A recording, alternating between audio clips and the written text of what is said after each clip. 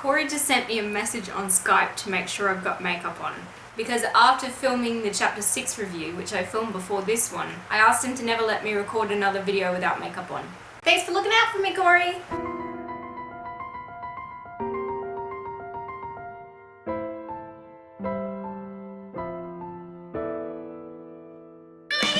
What's up everybody, I am She-Noob and welcome to my review of RWBY Volume 3 Chapter 5, Never Miss a Beat. So this episode, not a whole lot of plot going on, but one really cool fight scene. And then itty bitty little bits and pieces of everything else. Before I start, I will acknowledge this review is up a little later than normal. But as you may be aware, RWBY after Chapter 6 has now gone on a 3-week winter break. So I'm going to try and space my reviews out just a little bit more than normal, just so you've got something to watch in the meantime until January when RWBY comes back. So I'm not sure exactly when the Chapter 6 review will be up. As I said, I've already filmed it. How long it will take to edit is a different story. Whether I'll need to re-film it is another story. But I'd probably leave it just a little bit longer than a week.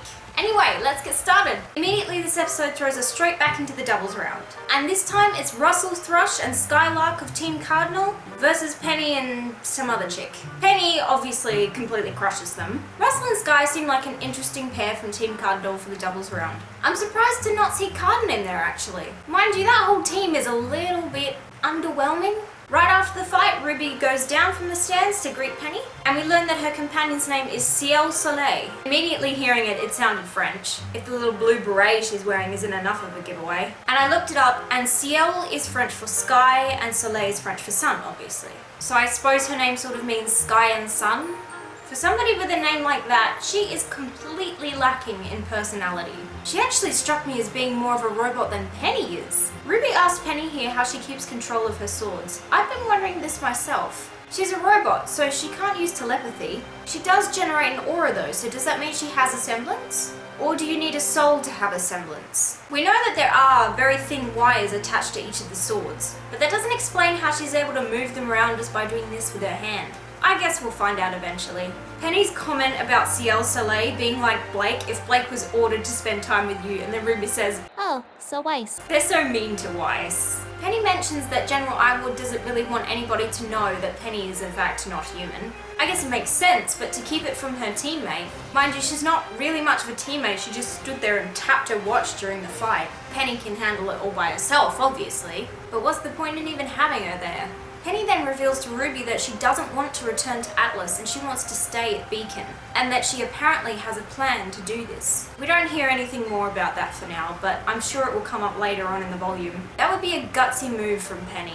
There is no way General Ironwood would let her stay in Vale. But we'll see how that unfolds. And then we move pretty much immediately to the next fight, which turns out to be our beloved Team Freezerburn versus a couple of very colourful characters. Flint Cole and Neon Cat of Team Funky. Flint Cole, really Rooster Teeth, haven't we beaten this to death? Still, he was a pretty cool character. But Neon Cat, really? In case you were wondering, her name is actually spelled N-E-O-N as in neon, K-A-T-T. Just completely not subtle at all. The freaking rainbow that's behind her as she runs around, oh my god. Anyway, putting that aside for a second, Flint recognizes Weiss as Weiss Schnee, the heiress to the Schnee Dust Company. Now before I move on, I want to touch on something about Weiss very quickly. Over the years watching RWBY, she's been constantly named the heiress, but she has an older sister. So a lot of people have been kicking up a stink as to why Weiss would be the heiress when she has an older sister. Guys, it is very simple. Winter Schnee cannot inherit the company because she is in the military. Okay? That's it. That's the reason. That is why Weiss is the heiress and Winter is not. Flint then tells Weiss about his own father who owned a little dust shop until the Schnee Dust Company ran him out of business. Weiss says she's sorry to hear that, and she is genuinely sorry to hear that. She's not fond of her father and the way he runs the company. In fact, she opposes the way he runs the company. So she is genuine in her feelings here, which is what makes it a little sad that he doesn't believe her. I think Neon is probably the most annoying character in RWBY. She's bearably annoying, but she's still annoying. And of course Meg Turney is voicing her. I love Meg, don't get me wrong, but her voice is just, it's very high-pitched.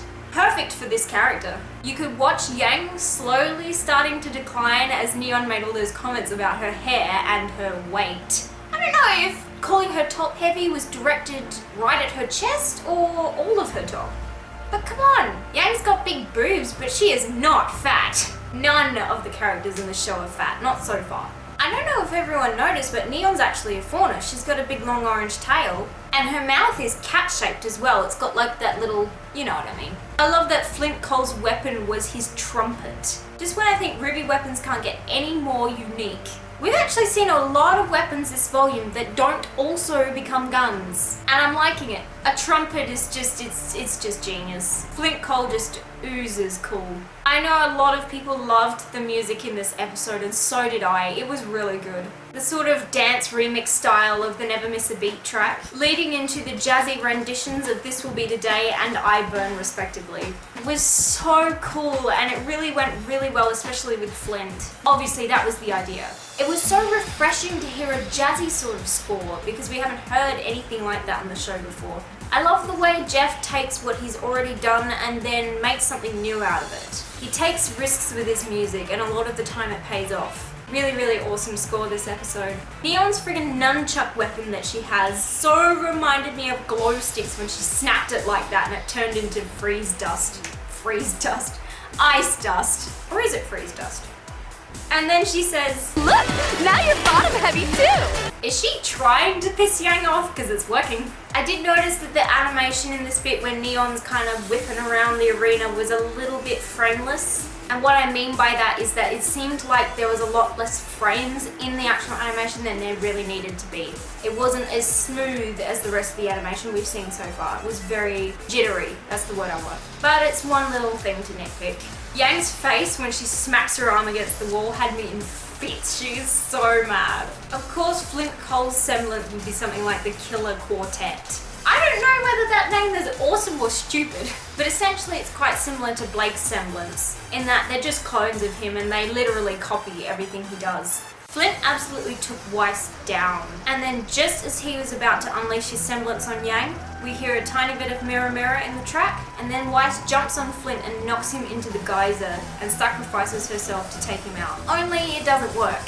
He's still standing, but if you look at the board, his aura level is 16 and they go out from 14 and downwards. I didn't actually expect Weiss to do that. It's kind of out of character for her. I didn't really take her for the martyr type, but I guess she figures this isn't an actual life or death situation. And it's not like she really could do much else. Besides, Yang handled it on her own. Peter Port's line when Yang starts to get really pissed off. And you wouldn't like her when she's upset. I feel like they keep almost quoting things on this show and then changing it at the last minute to make it funny and to avoid plagiarism. And you definitely wouldn't like her when she's upset because she kicked ass here. It is so good to see Yang finally kicking butt again. I found it so ironic that Neon's stupid little rollerblades got caught when she was going through the geyser section. I just don't see in what possible actual battle scenario rollerblades would be the least bit helpful. How has she even made it this far? Her little scream as she was going up in the geyser and Yang's bullet was heading towards her actually made me laugh. Weiss was in pretty bad shape at the end of that fight.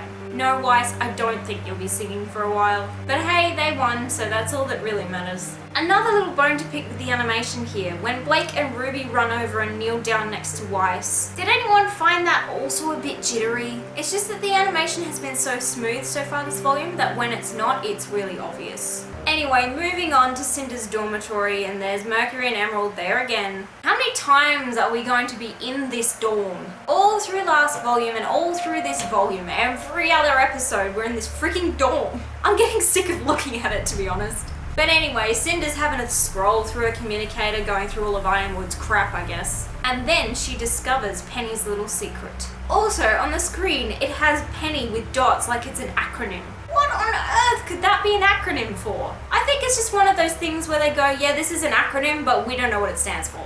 What I'm wondering is, what will Cinder do with that information? She says that this is going to be even easier than they thought. I really hope that doesn't mean she's going to try and take control of Penny, or if she can even do that.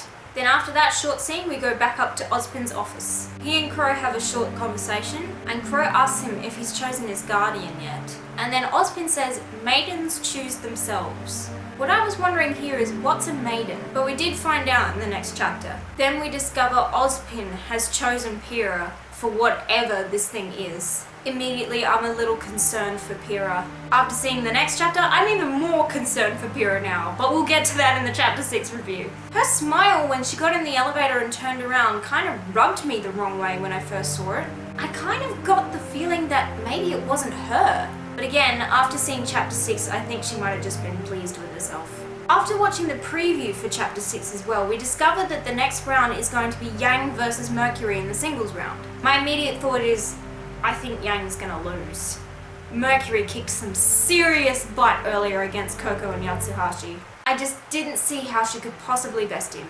Also, the singles round already?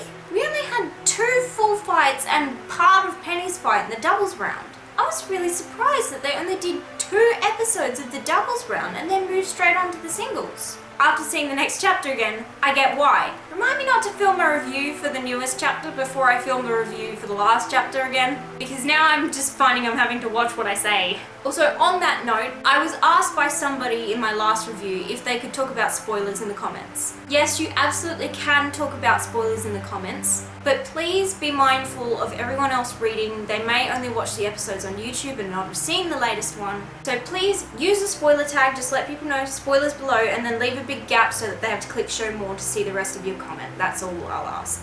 You do that, I'm perfectly happy to have spoilerish conversations. Now, you all know how much I've been adoring the soundtrack this volume. I think you're all on the same page. So far, from chapter 1 through chapter 5, we have had 7 original songs. 7 songs in 5 chapters. Let me list them off. There's When It Falls, obviously the opening song. There'll be no rest, there'll be no love. There was It's My Turn from the Ruby versus Auburn fight from the first chapter. You were the one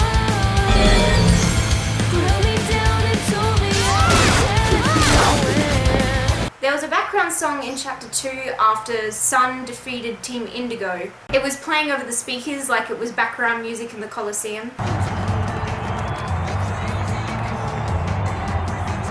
I'm not sure if that's even going to be a full track, but it sounds like it might be. So hopefully that one too. Then we have I'm the One from the Coco and Yatsuhashi versus Emerald and Mercury fight.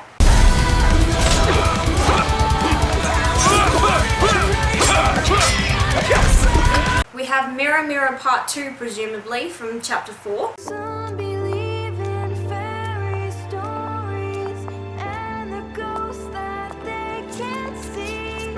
And then we have Never Miss a Beat, at least I think that's probably what it's going to be called, from this episode. I bet it's hard to live with knowing that That is a lot of original songs, and we're not even halfway through the volume yet. To put it in perspective for you, the Volume 1 original soundtrack had 10 original songs, full songs. That includes the 4 songs from the trailer. It doesn't include the remixes and the extended versions. The Volume 2 soundtrack only had 8 original songs, plus an acoustic rendition of This Will Be the Day. This year we already have 7 original songs almost halfway through the volume. There is still a lot of volume left. Guys, this soundtrack is going to be huge. Thank God, because I am dying for some new Ruby music to listen to. I know we haven't had any singles yet this year, whereas last year and the year before we already had 2 by now. And we're gonna have to wait a little longer for the soundtrack than normal because the volume finishes later than normal. Plus I'm sure Jeff will still be putting the finishing touches on the album weeks after the volume finishes. But once we get it, think about how well worth the wait it will be. With this amount of content on it, and this isn't even including all of the score. Get pumped, people. And this was my review of Ruby Volume 3 Chapter 5. I hope you enjoyed as always. If you did, as always, you can click the videos below me now to watch more of my stuff, or you can click the social media links on my right. Also, don't forget to press that big red button up there to subscribe for more reviews and other Ruby content.